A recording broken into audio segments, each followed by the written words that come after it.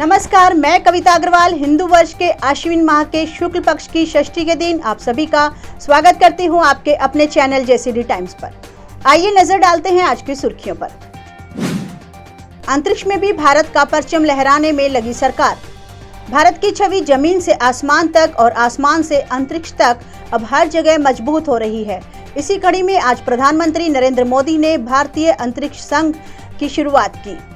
इस अवसर पर प्रधानमंत्री मोदी ने वीडियो कॉन्फ्रेंस के माध्यम से अंतरिक्ष उद्योग के प्रतिनिधियों के साथ संवाद भी किया।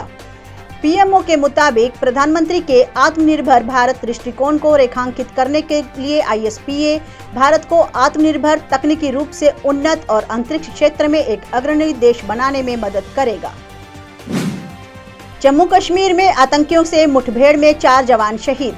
जम्मू कश्मीर में आतंकियों के खिलाफ सुरक्षा बलों की कार्रवाई लगातार जारी है।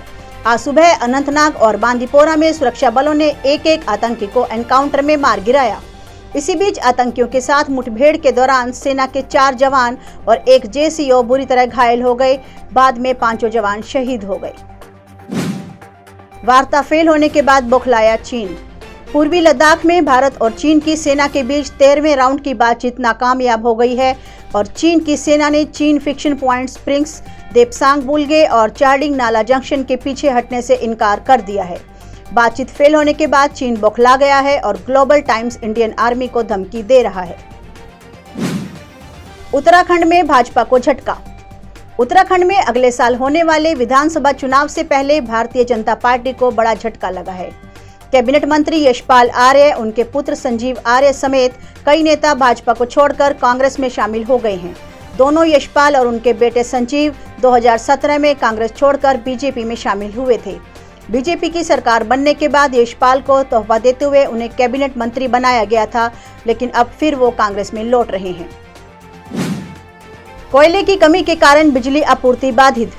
देश भर में कोयले की कमी का असर दिखने लगा है। Uttar Pradesh power corporation limited के सभी वितरण निगमों में बिजली आपूर्ति काफी कम हो गई है। हर समय कोयले के स्टॉक में कमी आने लगी है। विभागीय अधिकारी खदानों में पानी भरे होने से कोयले की कमी की बातें कर रहे हैं। इस समस्या पर विभिन्न राज्यों के मुख्यमंत्रियों ने नरेंद्र मोदी सरकार को पत्र लिखा है। बिजली मंत्रालय के सचिव आलोक कुमार ने कहा कि स्थिति नियंत्रण में है और इसकी लगातार निगरानी की जा रही है।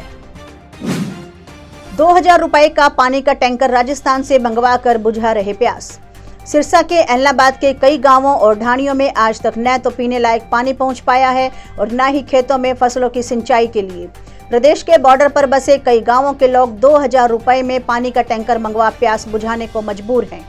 यह टैंकर भी 2000 रुपए का तब है जब इसे राजस्थान से मंगवाया जाता है। अगर इसे प्रदेश के ही किसी अन्य हिस्से से मंगवाया जाए तो शायद इससे भी महंगा मिले। पानी की मांग को लेकर करीब 135 दिनों से उनका शेरावाली भाखड़ा नहर व घग्गर नदी की फलड़ी नहर के किनारों पर गांव मिट्ठनपुरा से आगे अनिश्चितकालीन धरना भी चल रहा है, परंतु उनकी यह समस्या आज तक किसी भी सरकार ने नहीं सुलझाई। आइए नजर डालते हैं आज के इतिहास पर। 11 अक्टूबर 1984 को अमेरिकी अंतरिक्ष वैज्ञानिक कैथरीन डी सुलिवन अंतरिक्ष में सैर करने वाली पहली महिला अंतरिक्ष यात्री बनी।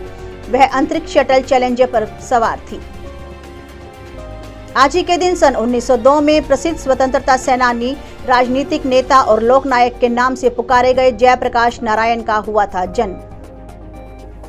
सन 1942 में हिंदी सिनेमा के युग पुरुष, सर्वकालिक लोकप्रिय अदाकार अमिताभ बच्चन का हुआ था जन्म। तो ये थी आज की ताजा सुर्खियां। नई खबरों के लिए जुड़े रहिए हमारे साथ। हम फिर हाजिर होंगे ताजा नए समाचार के साथ। तब तक के लिए नमस्कार।